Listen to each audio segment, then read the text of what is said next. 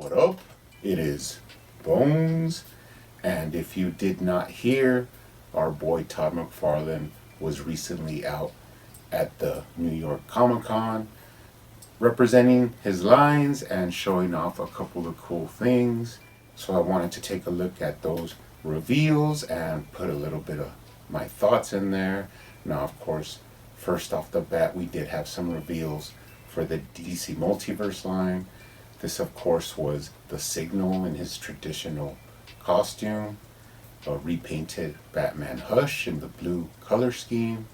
You also had Catwoman kind of in her 90s comic skin-tight suit look, pretty reminiscent of Nightfall as well. You also finally had Mr. Freeze, and it was pretty cool to see that he actually had his freeze gun with him. Also revealed was a pretty cartoonish Joker that just looks pretty different from all the previously released versions of him.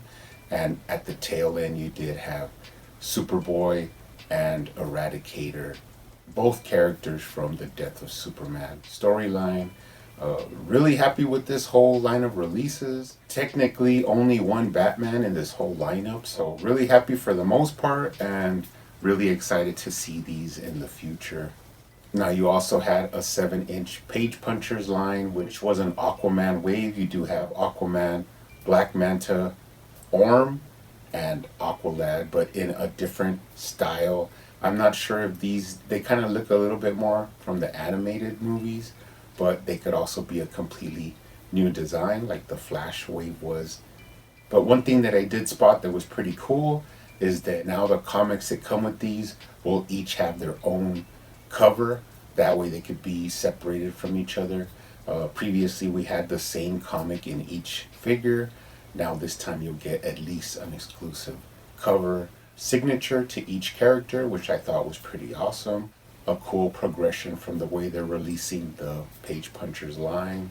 You also had some reveals from the 3-inch Page Punchers, which were Batman Beyond, Rebirth Batman, Flashpoint Aquaman, and Power Suit Lex Luthor. Now the standout for me is the Flashpoint Aquaman, but not necessarily for why you think, because I don't really collect small figures. The main reason why this excites me is because this pretty much means that in the future there will be a 7-inch release of this character. Now I'm a big fan of the Flashpoint Aquaman. I do have the DC Direct version up here on my shelf. Love his look in the storyline. He has that military buzz cut and then he has like a big scar across his face. Always loved this character. Now Mattel was actually going to release this in their final wave, and since they lost the license they never released him. That was always like a big bummer, but now thankfully McFarlane should be releasing a 7-inch version, which is going to be awesome. Now for the Batman 66 retro line collectors, there were also some reveals.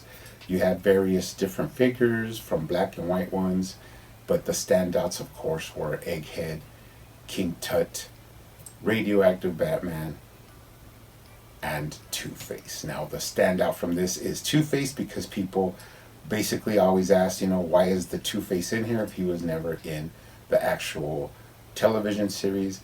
But I think he does come out in an animated movie that was made about the 66 version of Batman, and maybe in the comics as well. But it's pretty cool to get our first version of Two-Face from McFarlane, and I'm sure that the rest of the figures make a lot of the 66 collectors pretty happy. Now another thing that was released in live action was the Nolan Wave. Now for me this is awesome. You have a lot of people saying that why is he making these if we've already had these, but of course these are going to be in the 7-inch scale, and they did show some renders which does not really give you a good idea of how it's actually going to be in hand. But I'm really excited about the character choice. You have Scarecrow in his actual Scarecrow costume. Of course you have the Dark Knight, the Bale Batman. You have Heath Ledger's Joker, Two-Face, pretty cool, and of course my favorite, Bane. Now the Bane is going to be pretty awesome. Now there is conflicting reports that a lot of people are wondering what would be the collector build, because it is advertised as such, and people were saying it might be a vehicle, the Bat Pod. Maybe it would be the Nightmare Batman from the Nightmare sequence, or it could be the Flaming Horse from the Scarecrow sequence in one of the Nightmare scenarios.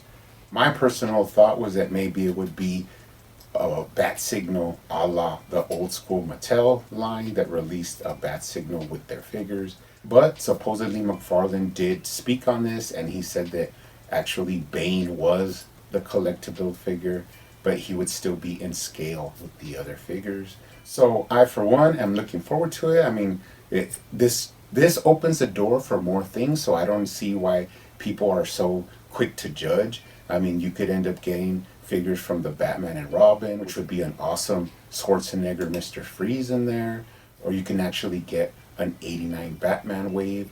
So, let's roll with it and see where it takes us.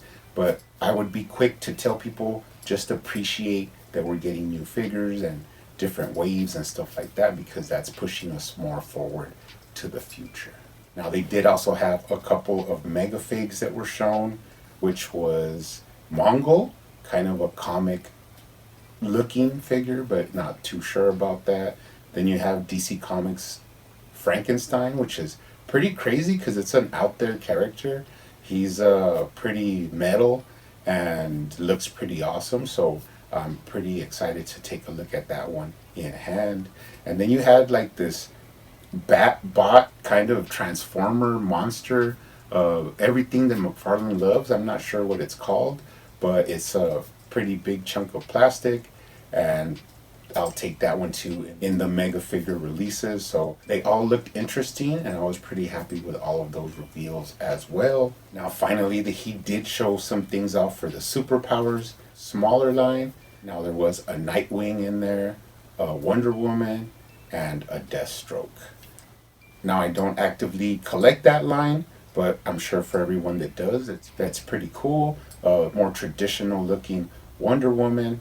And yes, I know we don't have a 7-inch classic Wonder Woman, but I think if you keep bitching about it, the longer McFarlane will keep playing you like a puppet and stringing you along, and maybe it'll be the final figure he releases, and that would give me a good laugh. And there was also some vehicles shown, a Batmobile, a 2-seater. Now these were just rendered, so you can't really get a good idea of the colors and stuff like that, but the vehicles are there and they are coming. Now an interesting one was the Wonder Woman jet. Now this was also rendered, so you don't really get an idea of how it's actually going to look, but I did hear McFarlane talking about it, and he said that it is going to be clear plastic, all of it, even all the connectors and everything would be clear. So actually that's kind of interesting. I would not mind having that one for the collection, because that's a crazy piece. A clear Wonder Woman invisible jet with your Wonder Woman figure. So I thought that was pretty interesting. And finally, we could not forget McFarlane's own line, the Spawn line. There was actually some pretty cool figures in this one, but the standouts for me were, of course, the classic medieval Spawn, which looked pretty awesome. You had Monolith, which is actually going to be the mega fig. Now he is from Image Comics. He's just a big monstrous Spawn, and I'm always happy to add big figures like that to the collection. And then finally at the end, the Redeemer makes his first appearance in the Spawn line. So all in all, it was a crazy day. Pretty much for a while there, McFarlane broke the internet. Everybody was messaging and sending out images and giving their thoughts, which I'm pretty happy with. Now, the buzz is always awesome because it shows that people are interested in the line, but let's kind of cool our jets. That way we're allowed to buy what we are attracted to. Now, this is actually bad news for all of the McFarlane haters out there, all of the worms digging around, because this actually means that because most of these figures are scheduled for release spring of next year, and since the McFarlane DC line ends in December, this basically makes it 99.9% sure that McFarlane will renew the license. Aside from that, he has so many lines right now that it's pretty crazy. We do know that McFarlane is a workaholic, and he loves to put out figures, comics, Now he's working on the movie again. So he's just, a mad lad out there trying to get out as much stuff as he can. And when you do think about it, it is pretty crazy because he has the DC Multiverse line. He has DC Direct, which includes Page Punchers, both scales. He has the Essentials. He has the statues that are from DC Direct. He has the Superpowers line with vehicles. He has the Batman 66 with vehicles and playsets. He also has a very popular line, which is Warhammer, which is a big seller for him. That takes us into the Mirrorverse for Disney, which has tons of Disney characters. He also has Avatar, not only the live action Avatar figures, which are in different scales, but he also has the Last Airbender Avatar, My Hero Academia, Dune, The Witcher, Mortal Kombat, which is also a big seller, and on top of all of this, he also does his own Spawn line. So, McFarlane is out there doing the work. We just gotta support him. You guys, keep hunting out there, keep collecting, keep customizing, and I will see you on the next one.